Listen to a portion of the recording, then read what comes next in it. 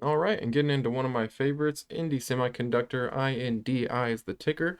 You'll notice that on this diagonal line here, we did break it finally. So it seems like these are no longer relevant. I'm going to be waiting for 11 to see what it does, see if it bounces off of that or falls further. And if it does, I'll be slowly nibbling at it. We'll see where it goes though. I don't recommend catching a falling knife, but I feel like this one's going to find some very quick support here. And also, another thing to take note of is as we get out of the semiconductor shortage, who knows how much longer it will go for, but at some point we will get out of it, and that'll be a huge news catalyst for this thing. It will just rocket from there, in my opinion. And if you also check, it's working its way towards being oversold, and every time it does, it quickly bounces. So I'm going to be closely watching the RSI as well, and looking for that $11, maybe a little bit under there, and seeing if it just bounces after that to give us a confirmation that's going to be working its way back to the upside. The next one we're going to get into is Aquestive Therapeutics, and the ticker on that one is AQST. I recently put a video out on that one. A lot of people have been asking about it. It seems like it's starting to get some hype, and we are coming up towards that FDA approval potential, and that's going to be a huge catalyst, and that is on December 23. So coming into December, I see this thing working on a rally. I'm getting in on this early, already have some shares. I'm going to be buying some more. And, where it's at, I think it's at a pretty good level. It could potentially drop, but I don't see it dropping more than 350. So I think it's pretty safe to buy here, in my opinion at least, and I will be doing so. But with that catalyst coming, I see a lot of potential day traders jumping into this stock into the next month. Now, as for Bio-Nanogenomics, the ticker is BNGO. I really like this one. I've had this one for a while now. I did get in back in back when it was $3, so that was quite a long time ago. Because ever since then, it rallied, went to the teens, and has just came down, tried to hang out around 7, and then came down more, and has been around the 5s. Now, keep note here, anytime it goes under 5, it quickly jumps up. Every time, I mean, this was like a 2-day period that it went under $5. Before then, you look back here, and May was the last time that it broke under $5 and it quickly bounced again. So I feel like it's really at a safe level to buy. I see us having a future resistance of about 630. It seemed like we did have resistance and then just came down after that.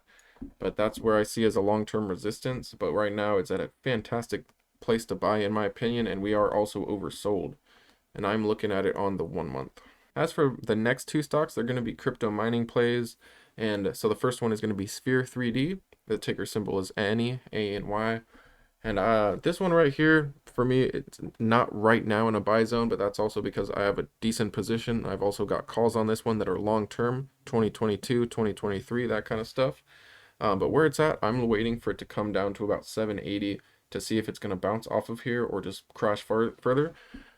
But I'm going to be waiting for it to come down to at least the 100 or 200 day EMA before considering buying more. But I could potentially play this one as a day trade if Bitcoin rallies overnight, any of the nights through this week. If it rallies, you can believe that this is also going to rally pre-market, and then it's probably going to dump into the post-market, which is typical of just day trading. It's something that happens a lot, and that's what I'm expecting of this one. So I could do a day trade with this one.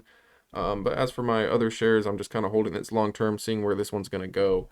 And I'm waiting until that merger is announced, and I'll probably sell off half just to wait and see if there's a buy the rumor, sell the news event with that one, which I kind of have a feeling that's what will happen, but you never know, and that's why I'll just do half and half.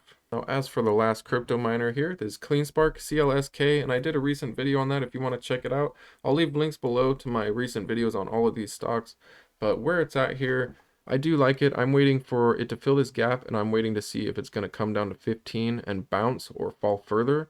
15 could be a spot to potentially nibble it. It also crosses with the 100-day right about there. This one, I do have a huge position, so I'm pretty leveraged into this one, to be honest. I've got close to like 5% of my portfolio, and I try to stay very diversified. So saying that I have one stock at 5% is, to me, saying a lot.